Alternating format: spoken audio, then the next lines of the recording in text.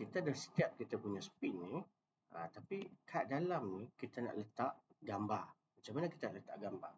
Okey, cikgu pergi kepada browser yang kita buka tadi lah. Cikgu tambah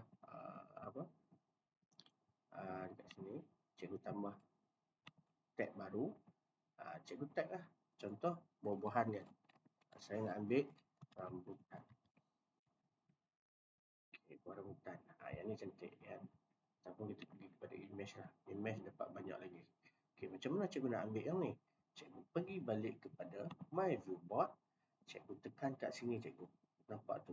Window toggle. Window toggle ni, dia akan, bila kita tekan, dia akan terus pergi kepada browser ataupun Chrome yang saya buka tadi. So, dekat sini cikgu, dia ada 4. Cikgu ambil screen capture. Dan cikgu pilih yang capture rectangular. Senang. Sebab apa? Cikgu boleh tarik dalam keadaan petak.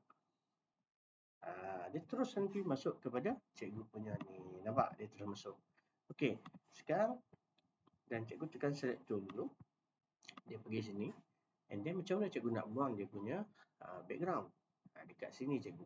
Remove color. Kat sini ada set background. Remove color. Cikgu ambil remove color ni. Lepas tu cikgu tarik je kat situ. Nampak? Background dia dah hilang. Kalau tak hilang lagi, cikgu buat perlahan-lahan. Okay. And then bila dah hilang, kalau cikgu dah kata okey, cikgu done lah. And then cikgu cuba letak. Okey, cantik. Tapi dia besar. So, cikgu kecilkan dia, bagi dia masuk cun-cun dekat sini. Lepas tu cikgu buat yang seterusnya. Contoh, buah durian. Buah durian. Kan? Ambil yang image. Okay, kita nak ambil yang ni saja kan. Macam mana kita nak ambil? Okay.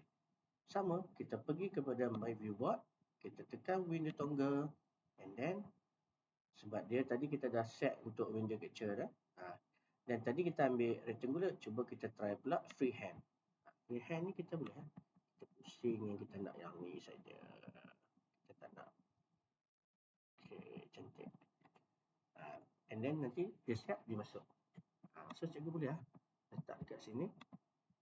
Pastikan select tool. Cikgu tekan dekat gambar tu. Dan cikgu letak situ.